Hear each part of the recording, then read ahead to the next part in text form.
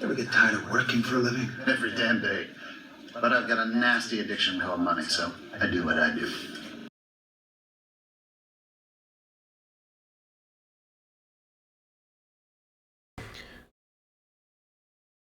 All right, this is August 17th, 2020.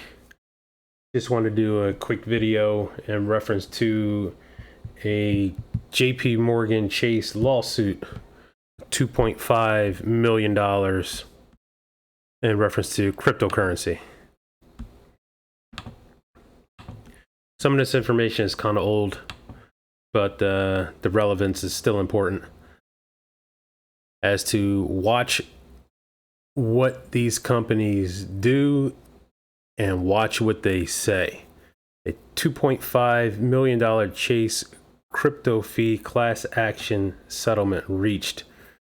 $2.5 million Chase fees class action settlement has been proposed to resolve claims that the bank unfairly charged cryptocurrency fees.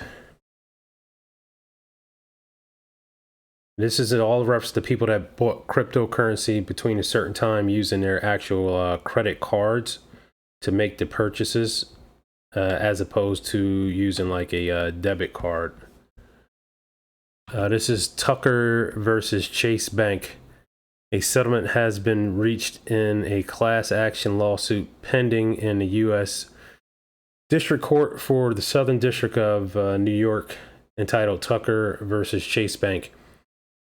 In the action, 3 persons who have credit card issued by JP Morgan Chase Bank alleged that cash advance fees and cash advance interest charges assessed by Chase in connection with cryptocurrency purchases made using Chase credit cards violated the Truth in Lending Act and breached the applicable cardholders agreement.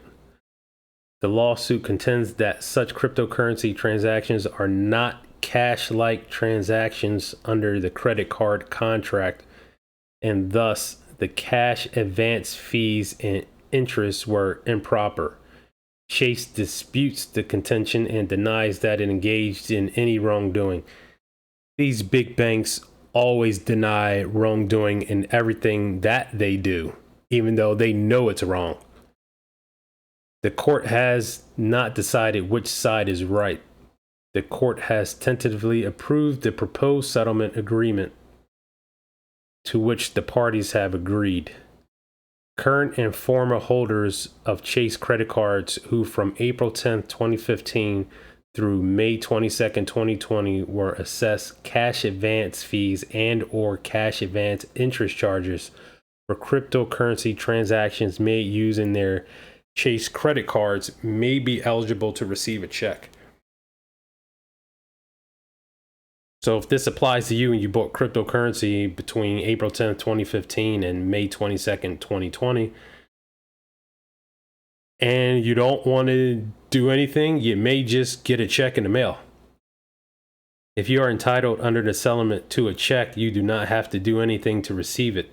If the court approves the settlement and it becomes final and effective, and you remain in a settlement class, a check will be mailed to the address you maintain while with Chase, and you will give up your rights to bring your own lawsuit against Chase about the claims related to the cash advance fees or cash advance interest charges assessed by Chase on your Chase credit card for cryptocurrency transactions from April 10th, 2015 through May 22nd, 2020.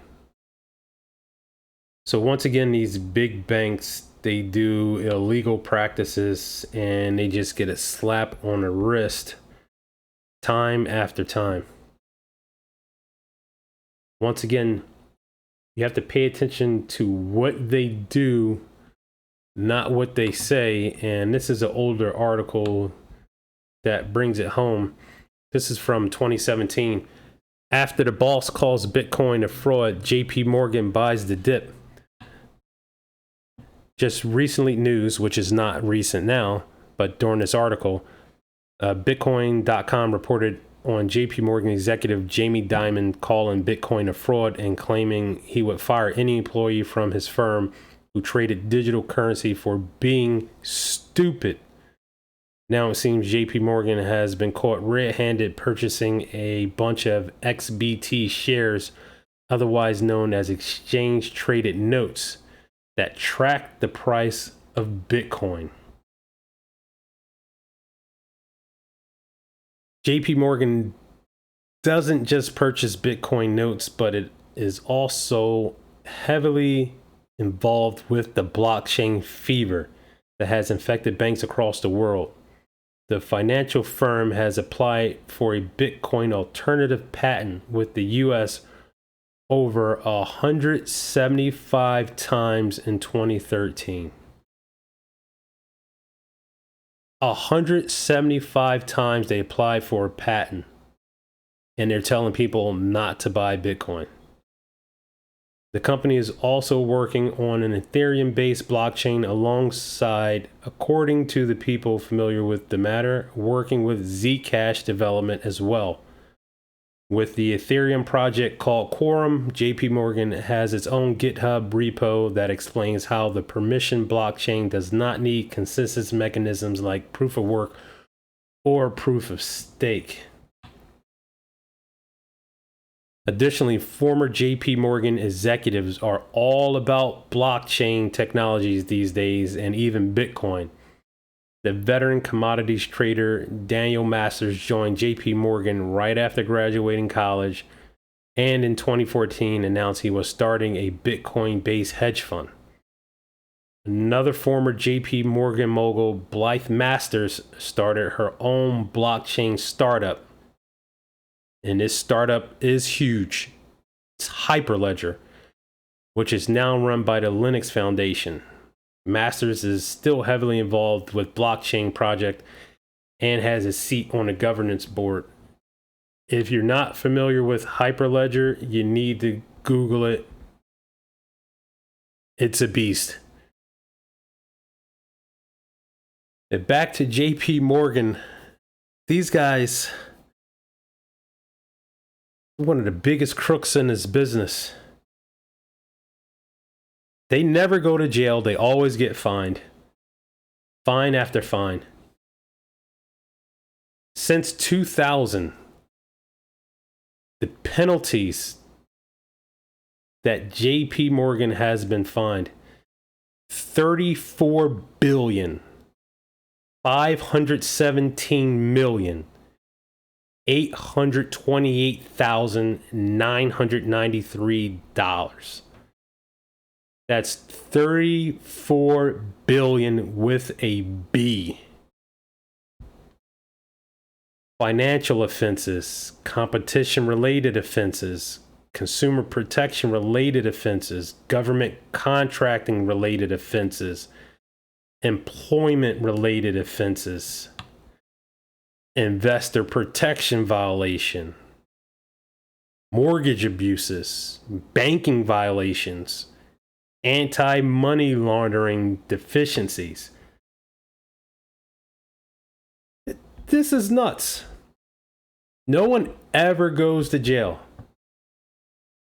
The small guy does something wrong, and they'll try to put him underneath the jail.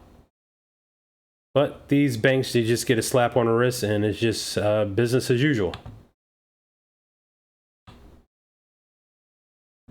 JP Morgan, the largest U.S. bank by asset, has been waging a war of words with Bitcoin and cryptocurrencies for years. This is in May of 2020 of this article. The Bitcoin price has swung wildly since JP Morgan chief executive Jamie Dimon called Bitcoin a fraud in September of 2017, rising to around $20,000 per Bitcoin before crashing to under $4,000 twice. So these guys, everybody's listened to this big banks because they think they know it all. They say Bitcoin is pretty much trash. The price of Bitcoin dumps. They go in, scoop up as much as they can. Then the price goes right back up again after they say, oh, this is something that we're going to get into, or some people need to look at, or we're going to start our own coin, and the price goes right back up. That's how they make their billions of dollars. Earlier this month, JP Morgan signed Coinbase and rival Bitcoin and crypto exchange Gemini after a lengthy vetting period. It was first reported by the Wall Street Journal. JP Morgan approved 2 Bitcoin exchanges accounts last month and is already processing transactions, potentially signaling the end of the crypto industry banking woes. The Bitcoin and cryptocurrencies community has complained for years that banks, including JP Morgan, have denied them services and blocked accounts that dealt with crypto businesses. Meanwhile, it has emerged Jamie Dimon has been hosting secret meetings with Coinbase chief executive Brian Armstrong since 2018, author Jeff Roberts revealed in his book. And that book is called King of Crypto. Ironically, Brian Armstrong and Jamie Dimon of JP Morgan, who was the biggest enemy of Bitcoin and has pissed on it for years, it turns out they were having secret meetings in 2018 at JP Morgan's headquarters, Roberts told Laura Shin's Unchained podcast while promoting the book, which charts Coinbase's rise to the top of the crypto industry. However, JP Morgan interest in cryptocurrencies might not extend all the way to Bitcoin quite yet. Quote, "We are supportive of cryptocurrencies as long as they are properly controlled and regulated," Umar Farouk, JP Morgan's head of digital treasury services and blockchain, said back in 2017. Properly controlled and regulated. JP Morgan itself bank isn't properly controlled and regulated. That's why they keep getting fines and no one ever goes to jail. They have the nerve. JP Morgan launched its own answers to Bitcoin last year, JPM Coin. Unlike Bitcoin, JPM Coin is pegged to the dollar and aimed at speeding up and reducing the cost of global payments. Hey, watch what these big banks do and listen to the difference in what they say. It's a huge disparity between the two.